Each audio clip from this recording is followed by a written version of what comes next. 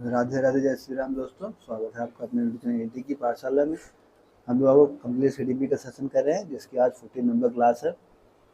हमारी class complete होने की कगार पे है। 21 से 22 क्लास में हमारा कोर्स कंप्लीट हो जाएगा, जैसे कि हम लोगों ने पहले क्लास में डिस्कस किया था।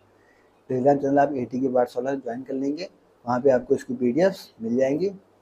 उसका लिंक आपको चैनल के डिस्क्रिप्शन में मिल जाएगा।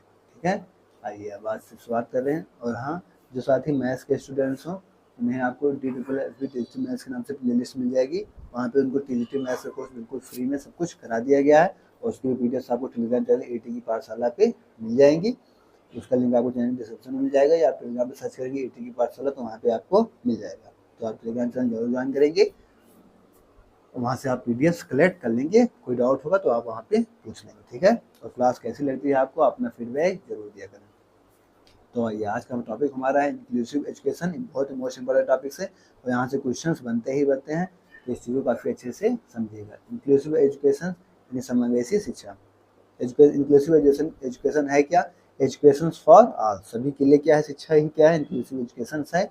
Inclusive education is based on the principle of equity. ये किस पर आपका है? प्रिंसिपल ऑफ इक्विटी, यानी सभी के लिए जो है समता, जो इक्वलिटी नहीं, इक्विटी के लिए यानी समता के लिए है।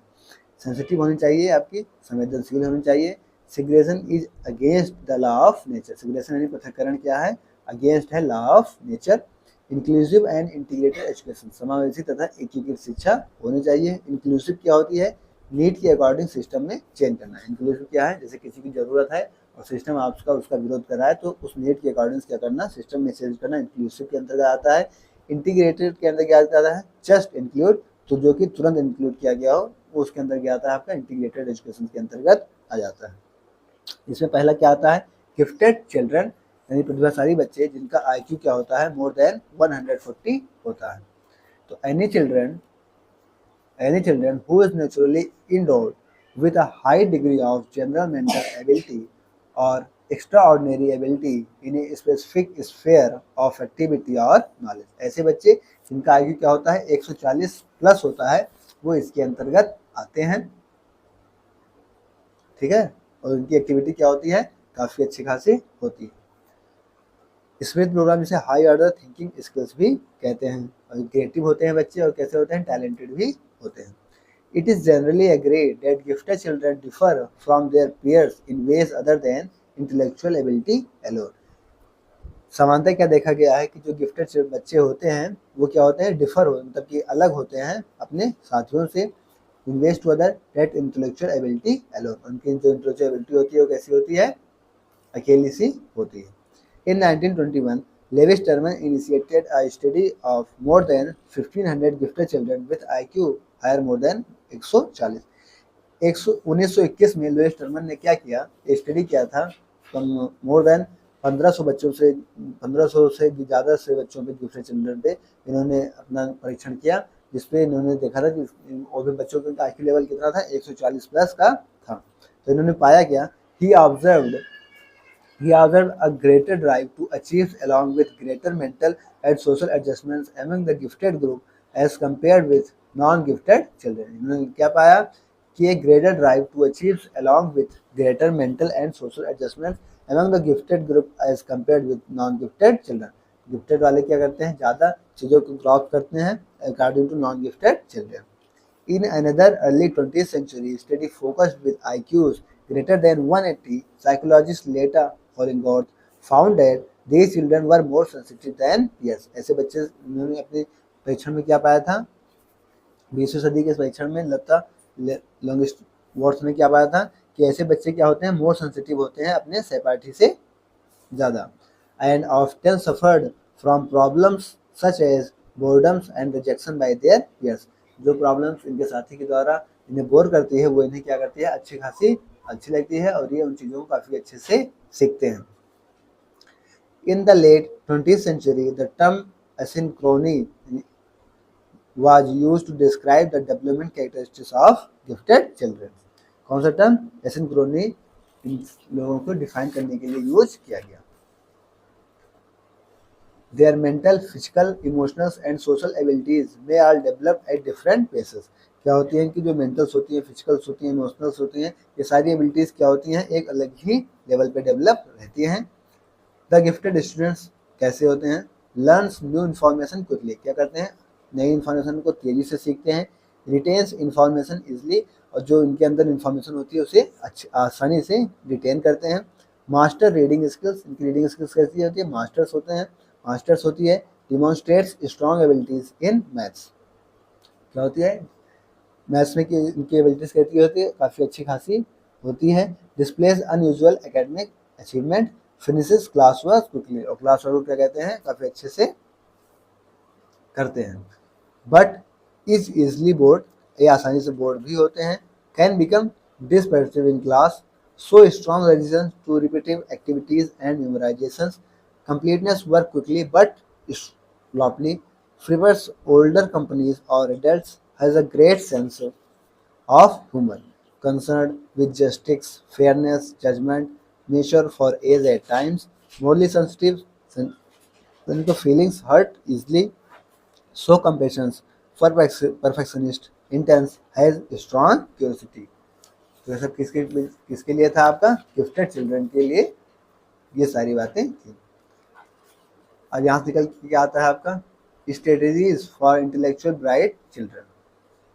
इनकी जो स्ट्रेटेजीज होती है क्या होती है, नंबर पहला, इन रिच करिकुलम यानी सीमित पाठचर्या, gifted extra activities, higher order thinking skills. दूसरा आता है ग्रेड एक्सीलेशन, यहाँ पे jumping of graduals, grades, class recording, special classes and विशेष कक्षाएं, extra times. Self directed learning, स्वनिर्देशित अधिगम, सेल्फ पेस, एक्सप्लोर करना, अन्वेषण करना, ठीक है। एबिलिटी ग्रुपिंग यानी क्षमता समूहन, जैसे A+ में कर दिया, C+ में कर दिया। हेट्रोजीनियस ग्रुपिंग क्या होती है, बेटर होती है, होमोजीनियस नहीं, ठीक है। होमोजीनियस क्या होती है, ए ग्रुप होती है, सेम एबिलिटी। हेट्रोजीनियस क्या होती है, डिफरेंट एबिलिटी यानी विषम समूह होता है, यानी अलग अलग प्रकार के लोगों के क्या होता है, एक साथ करना। और होमोजीनियस क्या होता है कि जैसे एक तरह के लोग हैं, तेज बच्चों को एक साथ कर दिया और कमजोर बच्चों को एक साथ कर दिया, ये आपकी होमोजीनियस होती है। ये बिल्कुल सही नहीं होती है, कभी भी आपको ऑप्शंस में क्या मिल जाएगा, होमोजीनियस एबिलिटी मिल रही है आपको, तो आप क्या करेंगे, उसे काट देंगे। हेट्रोजीनियस होगी उसे क्या करेंगे, टिक करेंगे, क्योंकि हेट्रोजीनियस क्या होती है कि डिफरेंट एबिलिटी के बच्चों को एक साथ रखती है, जिससे उन्हें सीखने में क्या होती है, काफ़ी हद तक मदद मिलती है। जैसे कोई बच्चा कमजोर है, कोई बच्चा मीडियम है, कोई बच्चा तेज है, तो ऐसे बच्चों को क्या करेगी, हेट्रोजीनियस ग्रुपिंग क्या करेगी, साथ में रखेगी। तो हेट्रोजीनियस जो ग्रुपिंग होती है वो अच्छी होती है, होमोजीनियस ग्रुपिंग अच्छी नहीं होती। रेंजुलिस 3 रिंग मॉडल्स, जिसे हम ACC भी कहते हैं, क्या होता है, एबव एवरेज एबिलिटी। ए से क्या है आपका, एबव या एवरेज भी कह सकते हैं, एबिलिटी कैसे उच्च क्षमता, क्रिएटिविटी यानी रचनात्मक, और टास्क कमिटमेंट यानी प्रतिबद्धता। ये किसके अंदर आता है, आपका गिफ्टेड चिल्ड्रन के बच्चों के अंतर्गत रहता है। इसके बाद नेक्स्ट टॉपिक है आपका children with disabilities. Children having cognitive and for learning disabilities, children with social, emotional and behaviour disorders, problem with language and communication, language और कम्युनिकेशन में क्या होती है, प्रॉब्लम्स होती है। Children with visuals, hearing impairments और फिजिकल प्रॉब्लम्स और orthopaedic disabilities भी इनके अंतर्गत पाई जाती है। मेंटल बिहेवियर न्यूरोलॉजिकल आता है। अब कुछ कुछ बीमारियां हैं जो कि आपके एग्जाम में डायरेक्ट पूछे भी जाते हैं, जैसे डिसलेक्सिया। अब पूछा जाता है डिसलेक्सिया किसके अंतर्गत होती है, तो रीडिंग डिसऑर्डर यानी पठन संबंधी विकार होता है। तो वहाँ पे क्या होता है, आपका डिसलेक्सिया होता है, जिसको पढ़ने में क्या होती है, दिक्कत होती है, वो कौन सी बीमारी होती है, आपकी डिसलेक्सिया होती है। Reverse reading, writing, visual image की दिक्कत यहाँ पे रहती है, तो इस चीज़ को याद रखिएगा। डिसलेक्सिया अब यहाँ से आपके सीटेट में भी और डायरेक्ट एग्जाम में भी क्वेश्चन यहाँ से पुट अप किए जाते हैं। डिसलेक्सिया में क्या होता है, आपको रीडिंग संबंधी दिक्कत रहती है। डिस्ग्राफिया राइटिंग डिसऑर्डर, लेखन संबंधी विकार, इलिजिबल हैंड राइटिंग, तो आप लिखने में क्या करेंगे, असमर्थ रहेंगे, तो डिस्ग्राफिया क्या होता है, आपका लिखने संबंधी दिक्कत होती है। डिसकैलकुलिया, जैसे नाम से ही पता है कि कैलकुलेशन में आपको दिक्कत होगी, कैलकुलेशन रिलेटेड डिसऑर्डर, यहाँ आपको मैथ्स में प्रॉब्लम्स हो जाएगी। डिस्प्रैक्सिया यानी सेंसरी मोटर एक्टिविटीज प्रॉब्लम, इनके तात्पर्य संबंधी समस्या, जैसे बटन लगाना, पेन होल्ड करना, शूज लेस, यानी डिस्प्रैक्सिया क्या ना होगा, सेंसरी मोटर एक्टिविटीज प्रॉब्लम होगी, सूक्ष्म जो चीज़ें होंगी, आप जो अपने फिंगर से या सोच चीज़ों से जो काम करने होंगे, उसके लिए क्या होगी, आपको प्रॉब्लम्स फेस करनी पड़ेगी। डिस्फेजिया क्या होती है, लैंग्वेज कॉम्प्रिहेंशन डिसऑर्डर, यहाँ पे लैंग्वेज की प्रॉब्लम्स आ जाती है, तो इसे क्या कहते हैं, हम डिस्फेजिया कहते हैं, भाषा अधिग्रहण संबंधी विकार। यहाँ कम्युनिकेशन में क्या होती है, प्रॉब्लम्स होती है। डिस्मोर्फिया क्या होती है, कि शेप में प्रॉब्लम्स होती है यहाँ पे। डिस्टोपिया सब कुछ यहाँ पे खराब हो जाना। ऑटिज्म यानी स्वालीनता, रूढ़िबद्ध व्यवहार, सोशल इंटरेक्शन, कम्युनिकेशन में क्या होंगी, प्रॉब्लम्स होंगी। एडीएचडी यानी अटेंशन यानी अवधान, डिफिशिएट यानी न्यूनता, हाइपर एक्टिविटी यानी असक्रियता और डिसऑर्डर यानी विकार। हाइपर एक्टिव यानी असक्रिय, लो अटेंशन स्पैन होगा, पास में डिवाइड करके काम देना यहाँ पे सही रहता है।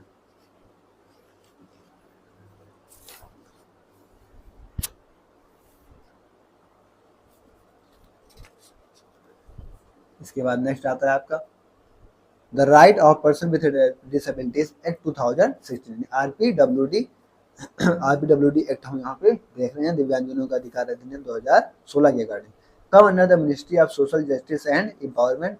This act replaces the PWD act 1995। इस एक्ट ने किसको रिप्लेस किया था, the PWD Act 1995. It came into force from 15th June 2017। ये कब आया था आपका, 15 जून 2017 में आया था। इसमें क्या क्या बताया गया, Unlike the 1995 Act, the new act talks about accessibility।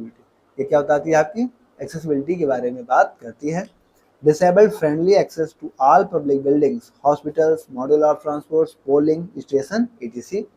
A path-breaking features of the new act is the increase in reservations in government job 3 to 4%। Government job में क्या रिजर्वेशन की बात भी इस वाले में की गई थी 3 to 4% में।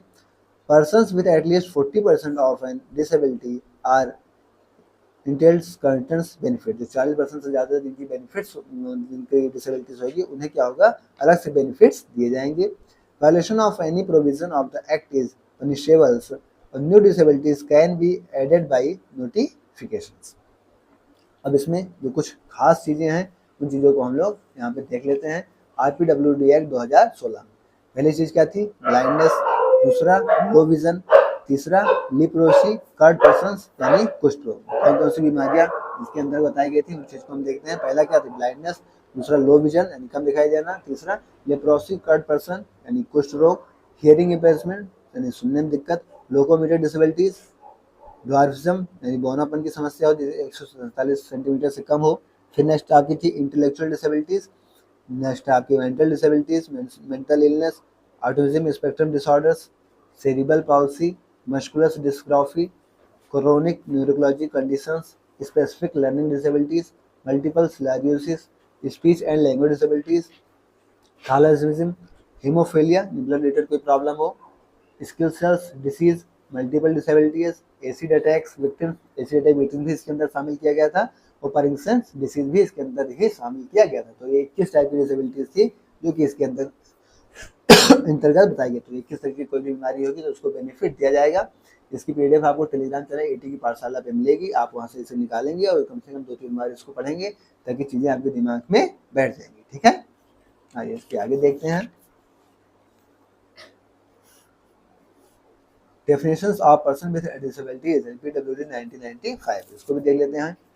Persons with disabilities, equal opportunities, protection of rights and full participation PWD 1995। इनमें कौन कौन सी चीज़ें थी, ब्लाइंडनेस पे यहाँ पे जोर दिया गया था, low visions, leprosy cured, hearing impairment, locomotor disabilities, mental retardation यानी मानसिक विकास न हो पाना और मेंटल इलनेस। 40% डिसेबिलिटीज होनी चाहिए गवर्नमेंट बेनिफिट्स के लिए, कितनी डिसेबिलिटीज होनी चाहिए, 40% डिसेबिलिटीज होनी चाहिए। तो आपको क्या होगा, गवर्नमेंट जो बेनिफिट्स बताई गई हैं वो दिया जाएगा। ये 7 तरीके की यहाँ थी, इसको बढ़ा के नए वाले में क्या किया गया है, किस तरीके की डिसेबिलिटीज को डिफाइन कर दिया गया। इसके बाद नेक्स्ट आता है आपका children with sensory disabilities. Having the 5 senses, visions and hearing are predominantly used in classroom. State, hearing, taste, touch, smell यानी देखना, सुनना, सूंघना, इन सब चीज़ों को भी इसके अंतर्गत देखा गया।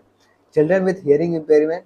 Hearing impairment refers to hearing loss that prevents a person from totally receiving sounds through the ear.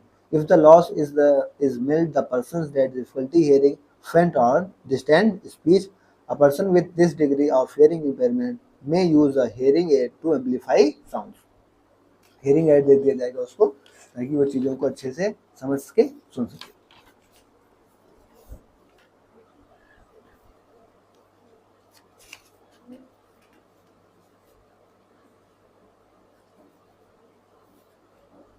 इसके बाद नेक्स्ट आता है यहाँ पे as per PWD 2016 deaf means क्या होता है, persons having 70 dB hearing loss in speech frequencies in both ears, क्योंकि जो 70 dB से भी कम सुने.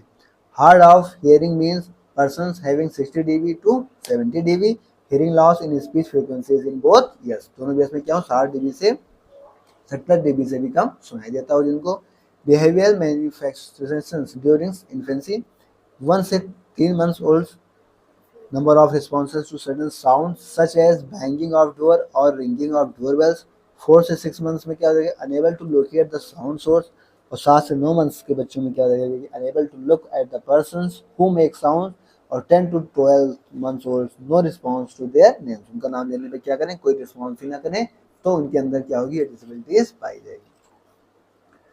During childhood, delayed responses to sound, cannot hear clearly what others are saying, show difficulties in locating the sound source, request for repetitions during conversations, incorrect pronunciations, gives irrelevant answers or misinterpretations, shows poor ability to understand speech in a noisy environment, tends to turn up the sound volume of television, delayed language development और poor attention in class. Class में क्या होगी, इनकी poor attention होगी, तो ये सब क्या होगा, ये सब डिसेबिलिटीज इसके अंतर्गत आएंगे. ठीक है. इसके बाद नेक्स्ट आता है आपका teaching studies for children with hearing impairment. Teacher क्या स्टडीज अपनाना चाहिए ऐसे बच्चों को पढ़ाने के लिए. When necessary utilize technological aids such as closed caption, decoders, FM system, sound field system और साइलेंट ओवरहेड प्रोजेक्टर्स. अगर जरूरत हो, पॉसिबल हो, तो क्या होना चाहिए, टेक्नोलॉजिकल जो एड्स हैं इन चीज़ों का यूज करना चाहिए टीचर्स के लिए. टेक्नोलॉजिकल फॉर हियरिंग इम्पेयर्ड कौन कौन से हैं, हियरिंग एड्स है, बॉडी वार्न है, बिहाइंड द ईयर है, आई ग्लास है, in the ear, frequency modulate amplification system है, telecommunication devices for the deaf employment के लिए क्या है, टेलीकम्युनिकेशन डिवाइसेस भी होते हैं. विजुअल एम्पायरमेंट दृष्टिबाधित के लिए क्या बताया गया है. According to the census 2011, children with visual impairments comprise the largest number of children in any one category. As per RPWD Act 2016, total absence of sight, visual activity less than 3 to 60 or less than 10 to 200 in the eyes with best possible correction. Limitation of the field of vision, subtending and angle of less than 10 degree. तो ये चीजें किसके लिए बताई गई हैं, दृष्टिबाधित लोगों के लिए बताई गई. लो विजन मतलब कम दिखाई देना, means a condition where a person has any of the following condition, इनमें से क्या हो, कोई भी कंडीशन फॉलो करता हो. नंबर पहला, visual activity not exceeding 6 to 18 और less than 20 to 60 up to 3 to 60 4 to 10 to 200 in the better I with best possible correction. दूसरी क्या बताई गई कि limitations of the field vision subtending an angle of less than 40 degree up to 10 degree. अब यहाँ से क्या आता है आपका identification of children with visual impairment, कैसे हम बच्चों को पहचानेंगे. The child does not follow an object moving before his eyes 1 month age. क्या होगा, जो बच्चा होगा वो एक महीने से क्या होगा, फॉलो नहीं करेगा object moving before his eyes. उसके आगे से कोई चीज़ आप हटाएंगे तो क्या करेगा, उस चीज़ को वो फॉलो नहीं करेगा. जैसे क्या होगा, छोटा बच्चे के सामने आप कोई चाबी लीजिए या कोई लीजिए तो आप उसके सामने जब उसे घुमाएंगे तो करेंगे तो क्या होगा, बच्चा उसी के अकॉर्डिंग अपनी आइज़ को, अपने हेड को क्या करेगा, उसके अकॉर्डिंग ले जाएगा. लेकिन अगर एक महीने का बच्चा ये चीज़ नहीं कर रहा है तो फिर उसके अंदर क्या हो जाएंगी, डिसेबिलिटीज़ रहेंगी. इस चीज़ को हम इस तरीके से पहचानेंगे. The child does not reach for toys and things held in front of him by 3 months age. 3 महीने का बच्चा अगर खिलौने तक नहीं पहुँच रहा है, खिलौने की आवाज़ के पीछे नहीं जा रहा है, तो फिर ये चीज़ें दिक्कत करेगी. One I moves differently from the other including squints. Eyes are either red or have a yellow discharge or the tears flow continuously. The child has tendency to bring pictures or books very near the eyes. अगर बच्चा बहुत ही नज़दीक से pictures या फिर television या फिर कोई भी फोटोज को बहुत ही नज़दीक से देखता है तो फिर क्या होगी, इन सब चीज़ों में तरीके की दिक्कत आएंगी. कुछ पॉइंट्स हैं. Frequent watering of eyes, frequent red और inflamed eyes, jumpy and unsynchronised eye movements, occlusive my movements, ये सब भी इसी के अंतर्गत रहती है. अब यहाँ पे टीचिंग की स्ट्रेटेजीज क्या होगी, उन चीज़ पे हम लोग डिस्कस कर लेते हैं. Teaching strategies for visual impairment children. Teacher क्या क्या चीज़ें यहाँ पे यूज कर सकता है. Encourage the students to use visual aids that have been prescribe, जैसे ग्लासेस हो गया, मैग्नीफायर्स हो गया, बिग प्रिंट बुक्स हो गई, नेक्स्ट योर लाइटिंग सुटेबल हो गया। तो टीचर्स क्या कर सकता है, विजुअल एड्स को स्टूडेंट को सजेस्ट कर सकता है कि वो क्या करें, इन सब चीज़ों का यूज़ करें, जो ग्लासेस हो गए, मैग्नीफायर्स हो गए, या बुक्स हो गए जो बिग प्रिंट्स हो गए जिसमें फोटोज़ क्या हो काफ़ी अच्छे से हो, लाइटिंग की सुविधा क्या हो अच्छी हो। Seat the student appropriately in the classroom in the middle towards the front, क्या हो, बच्चों की जो बैठने की जगह हो वो काफ़ी अच्छी और काफ़ी सही हो, जहाँ से पूरे क्लास को काफ़ी अच्छे से दिखता हो। Make efforts to eliminate the risk of glare from the desk and whiteboards. Give clear instruction as the student any misinterpret gestures and facial expressions. Consider the use of enlarged print worksheet. Print materials need to be clear and dark. जो print materials हो कैसे हों, clear हों और dark होने चाहिए। Have line paper for assignments. The darker the lines, the better. क्या हों, जो lines हों, जो photos हों, जो मतलब उनकी notebook में जो भी चीज़ हो वो कैसी होनी चाहिए, dark होनी चाहिए, जिससे उन्हें देखने में क्या हो काफ़ी अच्छी खासी मदद मिले। Near point work should be limited to 15 minutes or less. Increase oral activities, हमें ओरल एक्टिविटीज़ उनके द्वारा ज़्यादा करानी चाहिए क्योंकि उनको देखने में क्या है दिक्कत है। Use concentrate material and hands on experience when ever possible, क्या करना चाहिए, कंक्रीट मटेरियल्स का यूज़ करना चाहिए, hands on experience when ever, जहाँ तक कि पॉसिबल हो। इसके बाद टेक्नोलॉजीज़ कौन कौन सी आ जाती हैं उनको बारे में डिस्कस कर लेते हैं। Technologies for students with visual impairments.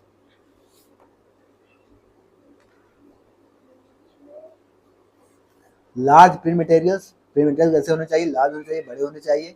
Specialised magnification lenses, electronic enlargement technologies, tape recordings, braille print, descriptive video services, digital speech synthesisers, optical character recognisation, audio materials such as cassette players और recording machine, ये सारी चीज़ें होनी चाहिए जिससे कि बच्चा काफ़ी हद तक सारी चीज़ें सीख सके।